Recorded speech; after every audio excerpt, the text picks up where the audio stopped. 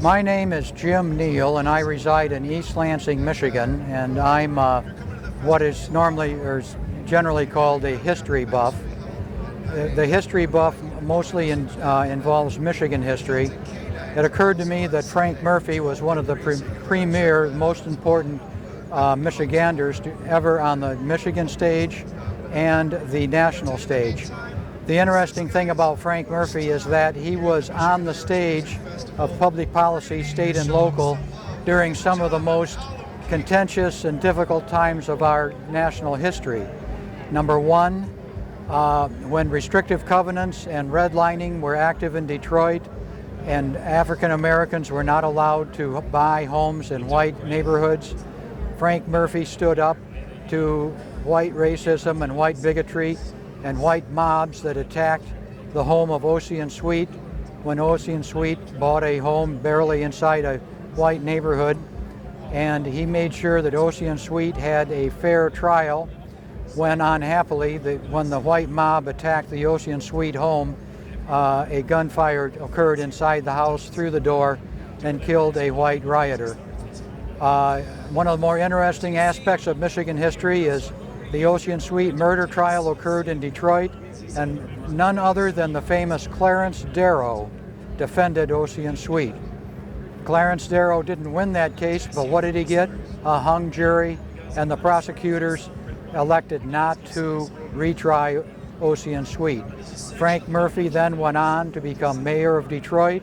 He was instrumental in trying to lessen the harm, the suffering from the Depression that, of course, hit Detroit harder than many cities as auto workers were laid off. Soup kitchens. Then thirdly, Murphy was the governor of Michigan during a very strife-filled period when auto factories were having sit-down strikes. The owners of the auto factories clamored for the state government to send in the National Guard to break the strike, remove the strikers. Frank Murphy calmed the waters, was not overtly helpful to either side, but resulted in the sit-down strikes being not resulting in any significant amount of violence or injuries. So he is a Michigander that I'll stop there, because after his tenure as Michigan governor, he went into the national stage as Franklin Delano Roosevelt's Attorney General. Then he went on the U.S. Supreme Court and authored the famous Murphy dissent in the Korematsu versus U.S., and the rest is history from there. Now, there's a group in Harbor Beach, Michigan, Frank Murphy's home, that is dedicated to preserving his life, accomplishments, memories, a record of his public service. So I'll turn it over to Lori to discuss that. My name is Lori Murawske, and I am a docent for the Frank Murphy Memorial Museum in Harbor Beach, Michigan.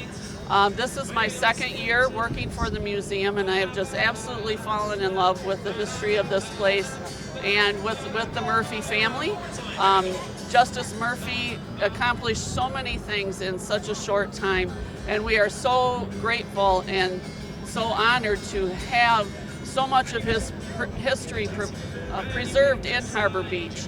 If you come and visit the museum, which hopefully everyone will, you will see the law office where his father, John, practiced law from the late 1880s until his death in 1926. The law office is very well preserved. Behind the law office is the birthplace of Frank Murphy. The original home is still there. That is part of our museum. Also in that part of the museum, you will see part of the large collection of Philippine artifacts that we have from Justice Murphy's time as Governor General and First Commissioner of the Philippines.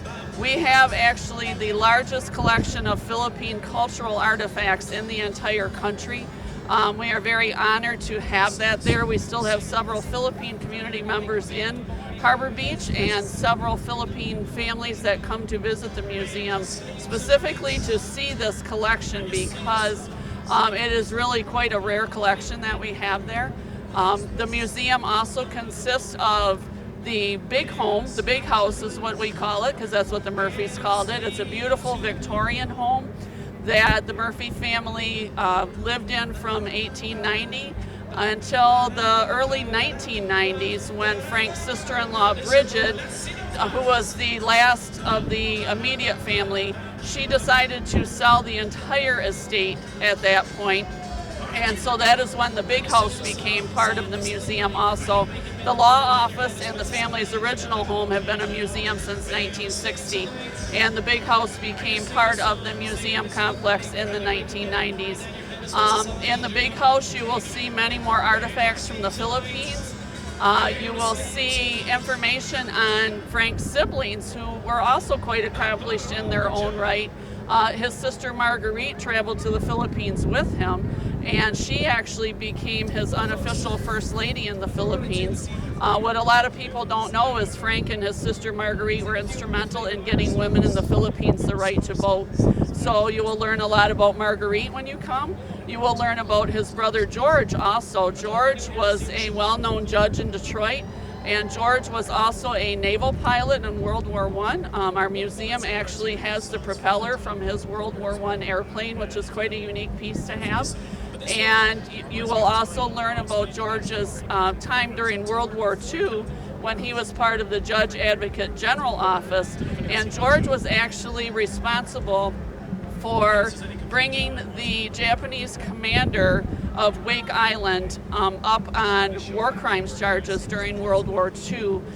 Wake Island was attacked at the same time as Pearl Harbor, and they had 98 American civilians on the island with them. And when they found out that the Allies were going to try to take Wake Island back, all 98 American civilians were executed, and at the order of the Japanese commander. And it was George Murphy that brought that commander up on war crimes charges. So George himself was also quite well known. And we have so many historical things on Frank in the museum that it's really almost too much to even go into.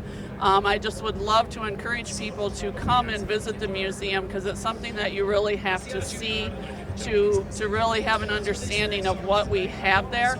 As I mentioned in my thank you speech earlier, our museum has Harbor Beach history, it has Huron County history, it has Michigan history, it has United States history, and it has world history in it, because Justice Murphy was involved in so many different things.